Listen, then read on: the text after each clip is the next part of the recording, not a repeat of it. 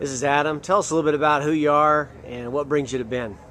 Well, my name is Adam Brown, and 36 years old. Been married for 13 years. Have 4 kids, 10 and under. And we basically came to Bend through a series of, hardship. Several different life and death situations, literally and figuratively. And God called us here, basically. That's what brought us to Bend, because he knew what was going on, and I think he's going to make sense of the things we've gone through because of what we're starting to experience here in Bend. To explain a little bit, Icon City, what's the whole vibe? What are you doing? Yeah, basically, Icon City is we like to say it's a movement where we're bringing awareness of the social needs within the city, and we're doing this kind of in a backwards way that most people are used to doing and most churches aren't used to doing. So we actually are doing more of a ministry, and then we're developing a church that goes along with this ministry and this outreach.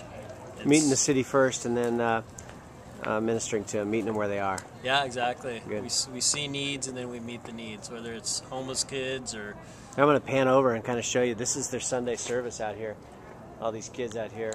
And describe this group real quick. Tell us a little bit about this group.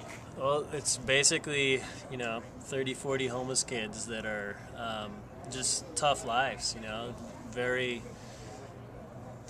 very sucky upbringings, parents that have OD'd on drugs or blown their brains out, and just have had to survive through prostitution and selling themselves in order to stay warm at night. And it's a bad situation, and they need hope, they need help, they need love. You were describing to me some things that led up to you coming out to Bend, and kind of describe a little bit about that and how that positioned you for where you are now. Yeah, I used to pastor in a church that did youth and associate ministry for 10 years or so, and that was great, and that's kind of what my world was revolving around. Is that was kind of my purpose, and God kind of started transitioning me out of that, which was difficult. I had kind of had to go through some reprogramming of what church was and meant, and kind of what God was leading me into, which is what we're doing here with Icon City in Bend, Oregon.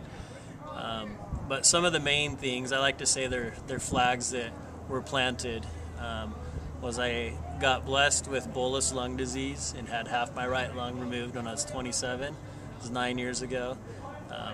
Kind of a life and death situation. Lost me a couple times, which I actually didn't even realize until about a year ago when my wife was explaining the story to some of the people in Icon City. I knew I was in a life or death situation because I was in so much pain I wanted to die. But God brought us through that with people and love and prayer. And year and a half ago, a simple snowboarding accident, shattering my right shoulder, turned into getting an infection and it breaking again, being unemployed, and having 4 kids and a wife. That was pretty tough. So that, and 2 years ago actually got diagnosed with NAFLD, which is non-alcoholic fatty liver disease, and I don't drink, don't smoke. So God's definitely brought us through things that he's used them in a big way to reach people, and it's brought us to a point where we have to, but I think we want to depend on him. It's like we kind of don't have a choice, but we're okay with that. What would you tell a planter out there? He's getting ready to plant, and what advice would you give him? Well, I think we got to be prepared for going to the depths, and the turmoil. I think there's going to be some real difficult times potentially. I don't think everybody will have to go through that, but to be prepared and to not give up. I like to think that you just got to keep on keeping on. And I heard this quote one time that says, I think it was like, optimism is tomorrow's day or something, And so I just feel like with God there's hope and there's faith that he has something better for us. And if that means I got to go through hard times and you know, my wife, my kids have to go through tough times so we can reach more people, then so be it. And it's not easy, you know, it's definitely not easy, but the rewards are things that we do get to see here. Brian got to see one of the girls that's now off the streets and, you know, has a job, and we're going to be able to provide 6 more months of shelter for her.